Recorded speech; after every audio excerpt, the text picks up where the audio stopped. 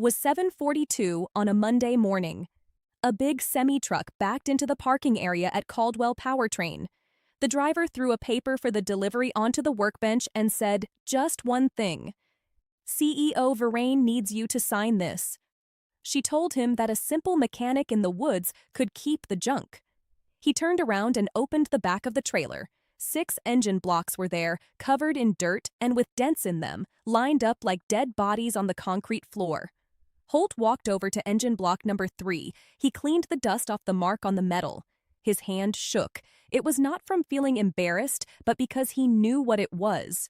4 years ago, he was the one who had put this block together. 5 weeks from today, she would be forced to take back everything she said. Stay with me until the end. Please subscribe. The truck drove away from the lot at 7:58. The block stayed behind. Holt stood among them for a long time. The shop was quiet except for the ticking sound of an exhaust pipe cooling down outside. He walked from one to the next, saying the serial numbers under his breath. 0017, 0022, 0041, 0046, 0053, 0068. He knew every single one of them. He had signed his name on every one of them. By 8:30, he had pulled the big doors shut. The next morning, a dark gray Range Rover drove up Sweeten Creek Road and parked right in front of the shop. Marin Verrain got out by herself, holding a leather folder under her arm. She did not knock. She walked right to the workbench where Holt was cleaning a tool, and she placed a single sheet of paper down. "My legal team needs an extra form signed, the same rules as Monday. Sign here." Holt put the tool down.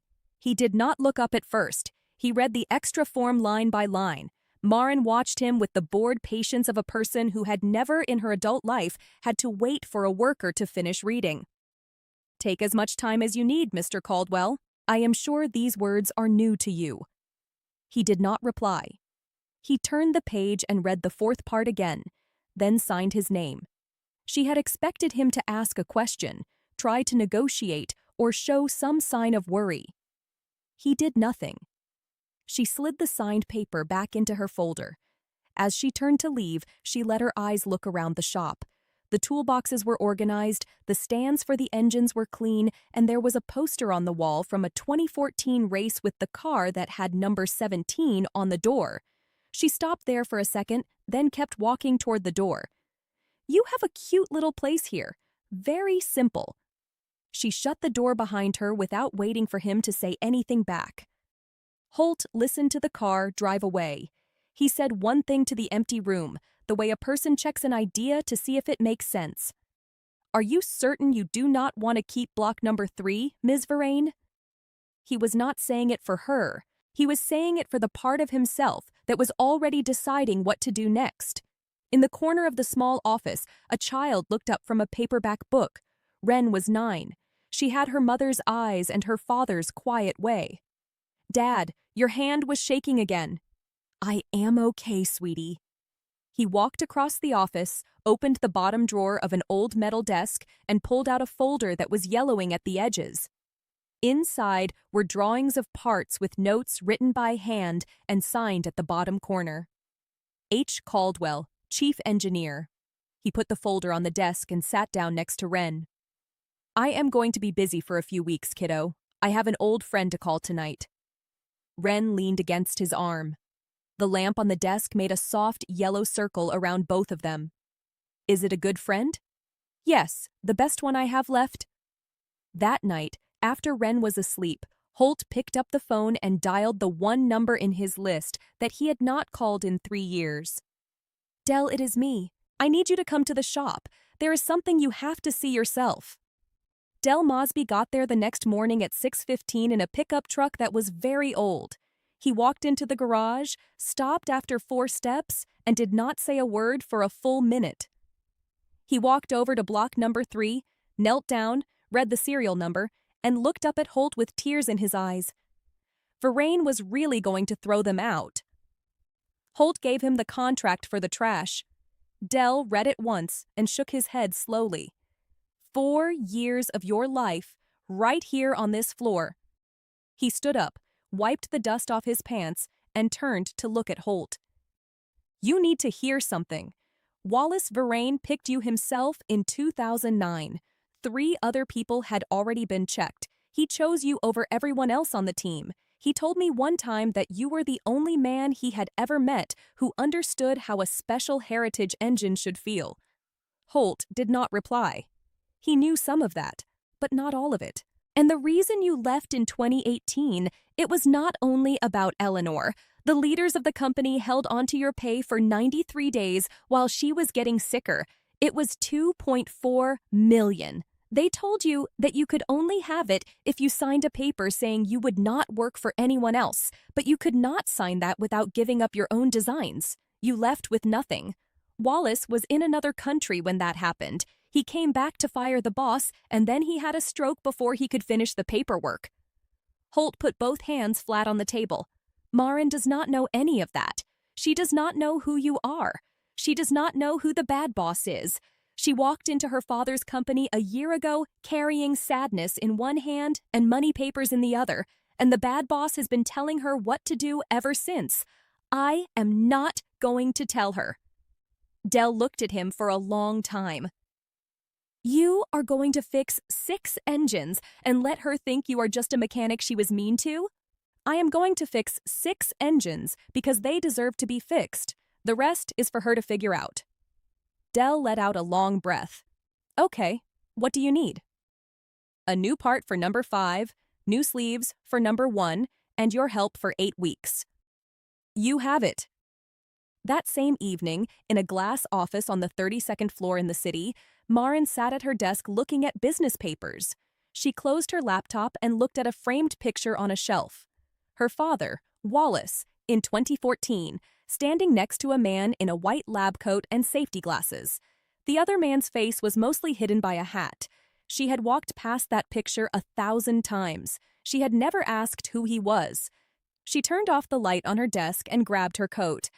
At the shop, Wren brought 2 cups of hot chocolate out to the garage. She gave one to Dell. Dell crouched down to be as tall as her. Your dad used to build engines that won races, he told me. He did not tell you the whole story. Your dad is the only man left who knows how to make these things work again.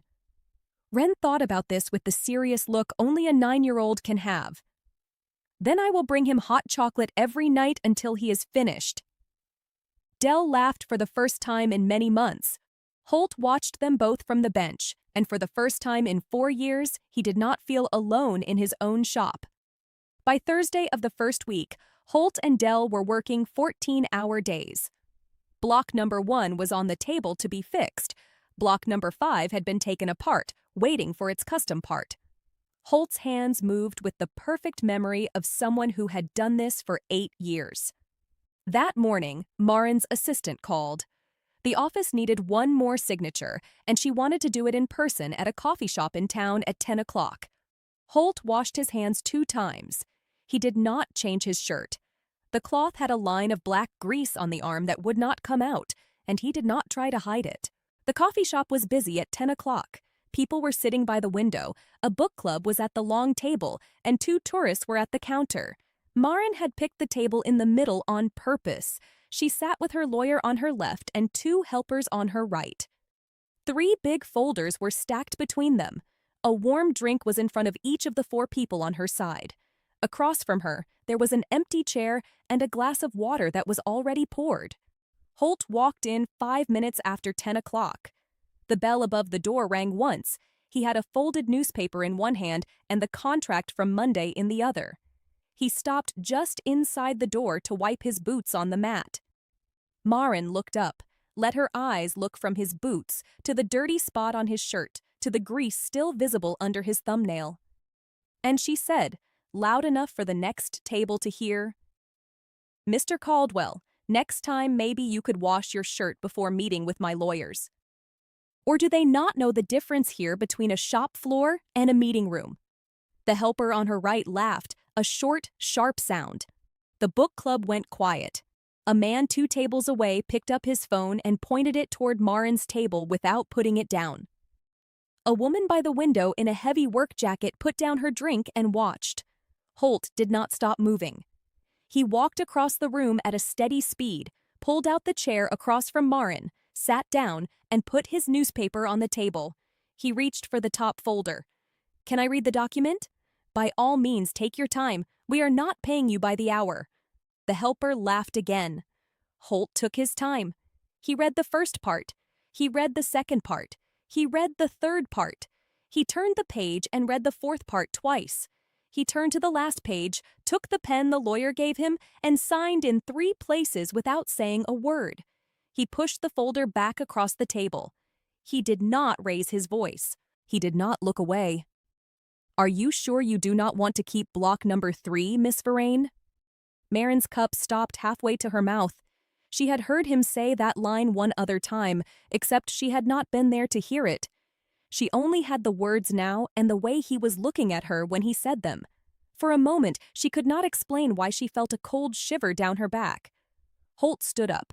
He picked up his newspaper, tucked it under his arm, nodded once to the lawyer, and walked back past the book club, past the man with the phone, past the woman in the work jacket, and out the door. Marin sat very still. Her coffee was cold under her hand. She had not taken a sip in 3 minutes. The helper, feeling that the mood had changed, tried to laugh again, but could not. "Strange man," the lawyer said. "Yes," Marin said. She did not finish her drink. She gathered her folders herself, which she never did, and walked out to her car before her lawyers. The woman in the work jacket watched her leave and did not look away. Marin drove back to the city with the radio off. She told herself the bad feeling was about nothing. A mechanic who read a contract carefully, a man in a work shirt who did not blink when she tried to make him feel bad. Nothing. But the question about block number 3 stayed in her chest like a stone in a shoe. She had not told anyone which block was which. She had not even looked at the serial numbers herself. Her manager had handled the list. Her manager had picked the company to haul the trash. Her manager had even chosen the order to load the truck. How did the mechanic know there was a block number 3? By the start of the second week, she had her own lawyer, not the company one. 3 of the papers had the unusual rule about giving the receiver final control. All 3 had been started by her manager, Garrett. All 3 had been signed with her own electronic signature. She had given him that power during her first month as the boss, when she had been too sad to read every paper that crossed her desk. She read her father's will again that night, alone in her home. She read it slowly, using a pencil to mark every rule she had not paid enough attention to in the beginning. There were 6. One of them stopped her. The special engines shall not be destroyed, moved, or sold in any way without the written permission of the main engine engineer. She read the rule 3 times. She underlined main. She underlined engine engineer. She did not know who that person was. She had never thought to ask. On Wednesday, she drove back to the shop without telling her office. She walked into the garage at 4 o'clock in the afternoon, and the first thing she saw was Del Mosby standing at the parts bench putting springs into 2 trays, one for keep and one for replace. She knew him. He had worked at the company for 22 years. She had seen him at her father's funeral. He had stood at the back of the room and had not come forward to speak to her. "Mr. Mosby." Del looked up. He looked once at Holt, who gave a tiny nod, and then he looked back at Marin. "Ma'am, what are you doing here?" "Helping a friend." She turned to Holt. He was at the work table, sleeves rolled up, a tool in his hand. Block number 3 was on the bench beside him, clean and oiled, sitting on a sturdy base. It no longer looked like a dead thing. It looked like something waiting. "Who are you, Mr. Caldwell?" "A mechanic." "Mechanics do not have Del Mosby driving down here to sort parts for free." Holt set his tool down. He looked at her for a long time. He did not answer. She held his gaze longer than she had held anyone's in a year. She did not feel angry. She did not feel suspicious. She felt something she did not have a name for. She left without asking again. That night, she pulled the framed picture off the shelf and held it under the desk lamp, the man in the lab coat and hat. She still could not see his face, but she could see his hands resting on the bench next to her father's. Long fingers, a wedding ring, a small scar on the back of his right hand. She had seen that scar 3 days ago in a coffee shop holding a pen. The 3rd week, Maren came to the shop 3 times. She did not have a reason. The first time she sat on the wooden chair in the small office and drank a cup of the coffee Holt had on the heater. The second time she brought a book and read it. The third time she walked out into the garage and stood 10 feet from the bench where Holt was working on the valves of block number 1. She watched his hands. Wren came in from school at 4:15. She put her bag on the chair, walked into the garage, saw Maren, and stopped. "You came back."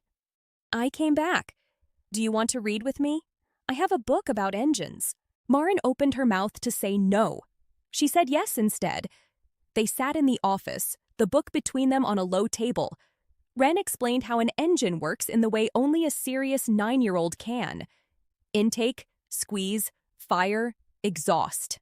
Maren laughed once. It was the first time she had laughed since her father died. At the bench, Holt slowed his hands. He did not look up. He did not stop working, but he wiped the same part 3 times. The next morning, she drove to the mountain and parked outside Del Mosby's house. She rang the bell. Del answered wearing an old racing shirt with motor oil on his fingers. "Mr. Mosby, who was the original main engineer for the special engine program?" Del looked at her for a long second. He still had a promise to keep things secret that had lasted too long. "You have met him." "Where?" "You already know where." She drove back toward the town. She did not go to the shop. She parked across the street, far away, and watched the yellow light shining through the windows. She saw Holt show Wren how to hold a small tool. She saw him laugh at something the girl said. She did not go in. Friday morning, her manager appeared in her office with a thin folder. "You need to see this. Holt Caldwell, the man who got the engines, might be breaking the rule he signed in 2018. If he successfully builds the engine, we have reasons to sue, get all 6 back, and collect money." He put the folder on her desk. On top was a picture from 2014. Holt at the workbench, her father's hand on his shoulder. Maren looked at the picture for 10 seconds without breathing. "Let him finish. The minute the first one runs, we sue. He loses everything." She closed the folder. She did not move it. She did not look at her manager. "Thank you, Garrett. Leave it with me." When he was gone, she put the folder in her bottom drawer and turned the key in the lock. She did not know what to do. She did know one thing. Her manager had built this file. He knew exactly who Holt was. He had still signed the order to throw the engines away, which meant he had wanted Holt to get them. On Monday of the 4th week, Maren drove back to the town with a wooden box on the seat. The box was small and had a brass lock. She had found it in her father's private safe 2 weeks after his funeral and had been unable to open it. She was unable, then did not want to. The key had been in his desk drawer the whole time, taped under the paper cover. She put the box on the bench in front of Holt. Her hand stayed on the lid for a moment before she lifted it. "My father kept this in his private safe. I have never opened it. I want you to open it with me." Holt wiped his hands on a clean rag. He opened the brass lock. The box held 3 things: a folded letter on her father's paper, a small black computer drive on a key ring, and a sealed envelope marked "extra paper" in her father's handwriting. The letters slanted forward the way they always had. Maren opened the letter first. It was dated June 2017. It was to her father's private lawyer and had never been mailed. She read it out loud, her voice steady through the first part, then quieter through the rest. Her father had discovered, through a check he had ordered without telling the board, that her manager had been stealing money through fake disposal contracts since 2015, $4.7 million over 26 months. The engines that were supposed to be destroyed had not been. They had been sold privately to collectors in other countries, sent through a chain of fake companies. The letter had account numbers, dates, and the names of 2 people who had helped with the sales. Her father wrote that he planned to fire the manager the following month. He also wrote that he planned to bring Holt Caldwell back as the main engineer with his full pay of $2.4 million plus extra. He had died 3 weeks after writing the letter. The day after Maren's birthday, Maren put the letter down on the bench. Her hand was steady. Her breathing was not. She opened the sealed envelope. The paper inside was signed and witnessed by two people she did not know. It named Holt Caldwell as the owner of the engine designs with 12% of the company's value if the engine program was started again. The computer drive held the full list of her manager's fake contracts and the names of the buyers. Maren did not cry. Her hands settled very slowly onto the bench, one on each side of the open box. I signed a paper giving you $4,000 to haul away 6 engines worth millions. I was a fool. You were not a fool. You were lied to. There is a difference. Why did you not tell me at the start? Because you did not know who I was. Telling you would not have changed the engines. You would have looked at me and seen a man making a claim with no way to prove it in a shop in this town. I needed to save them whether you believed me or not. She looked at him for a long time. The light through the window showed the line of his jaw, the gray at his temple, the scar on his right hand. My father chose you. Your father was a good man. He never told me about that extra paper. I would have refused it if he had. I am not my father. I know, but you can be yourself. Wren came in from the office with 2 cups. She gave one to Maren. The hot chocolate had a small marshmallow floating in the middle, slightly off-center, the way a child makes it. Dad says when people are sad, they drink hot chocolate. I made it for you. Maren took the cup. She did not drink. She held it in both hands, and she did not let it go for a long time. That night, from a parking lot in town, she called her personal lawyer. Emergency meeting, tomorrow morning, 7 o'clock. Bring every disposal contract from the last 3 years and Henry. Do not tell anyone, especially not Garrett. By the end of the 5th week, engine number 1 was on the test machine. The test room was a small concrete building behind the main shop. Thick walls, a strong door, a single glass window into the control room.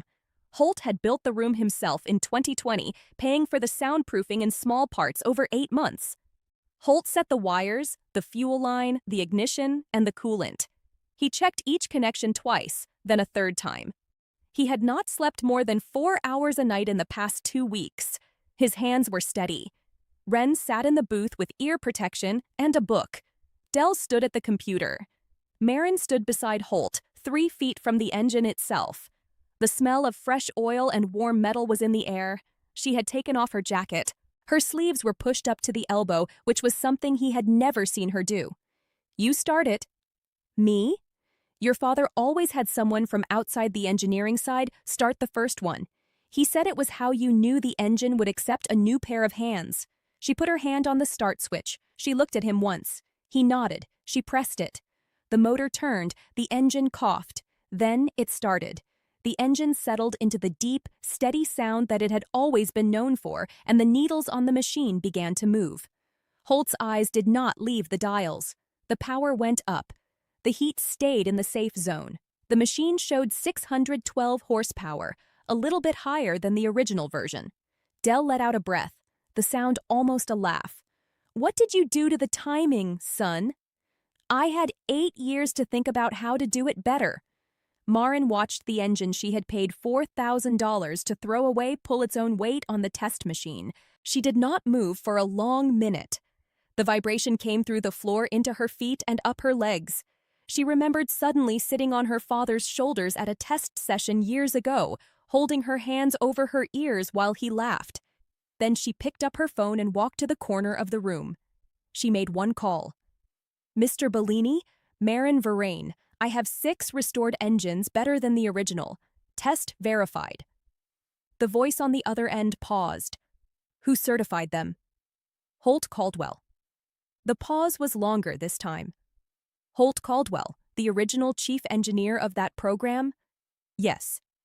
I will take all 6, $500,000 each, $3 million total. I will have my team there within 48 hours for pickup. We can send the money tonight. Verrain. I have been trying to buy these engines for 7 years.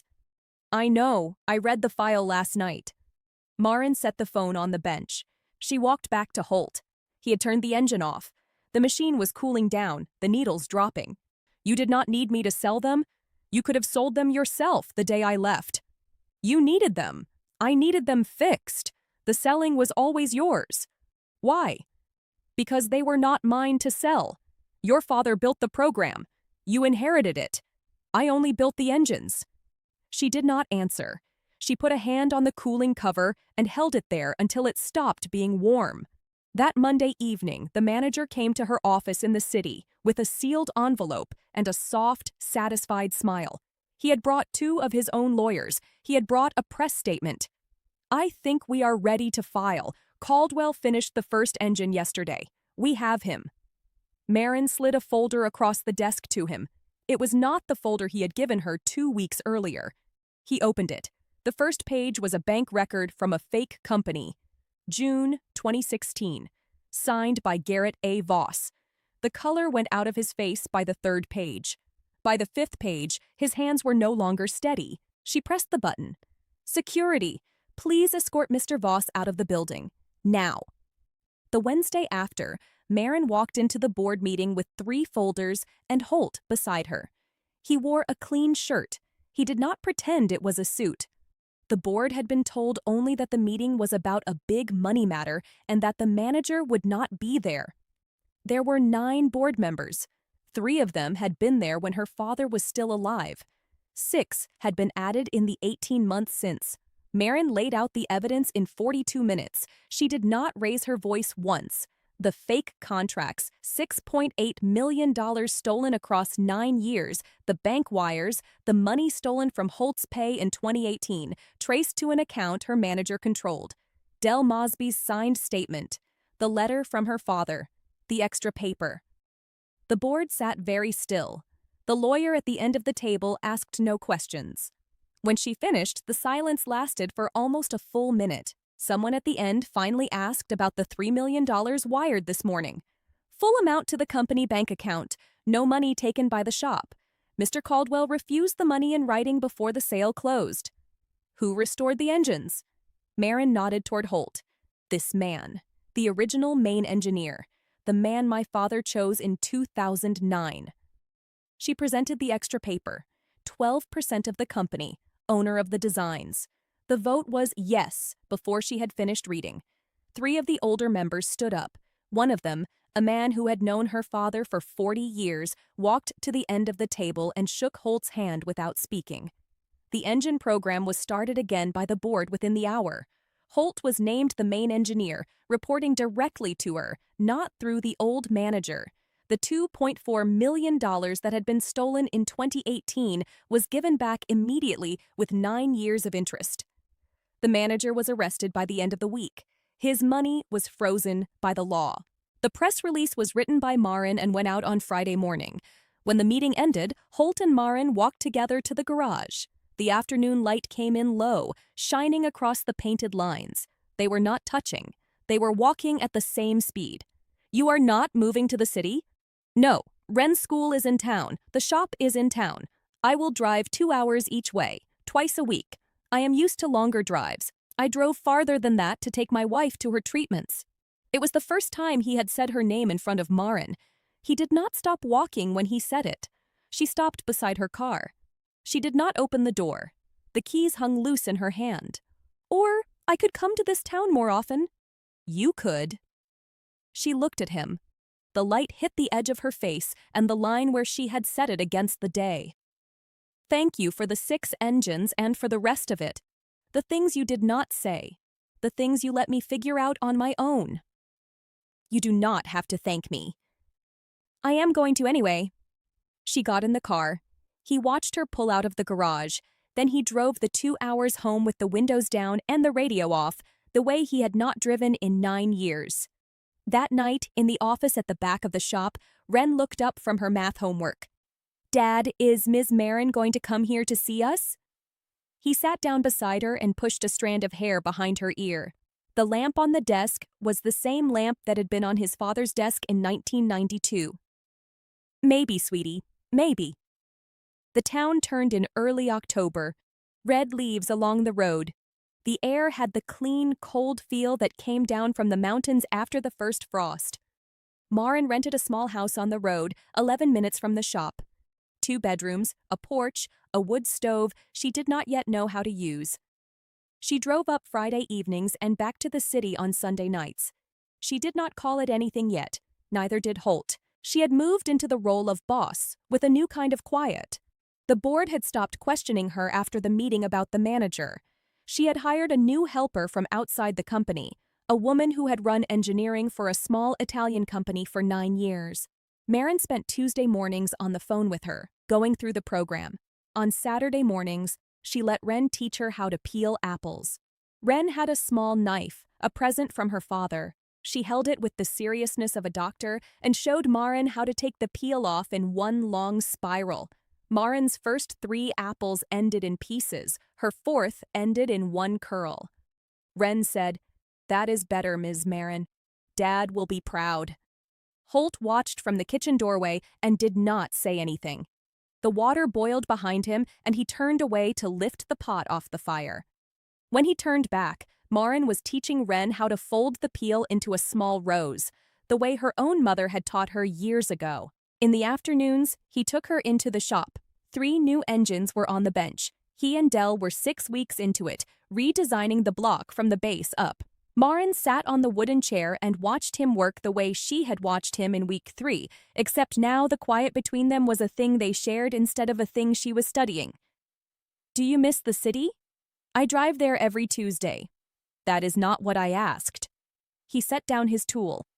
He took a long breath before he answered, which was something he had never done in front of her before. "I do not miss the city. I miss a few people in the city." She did not ask which people. On Sunday, they walked along the river.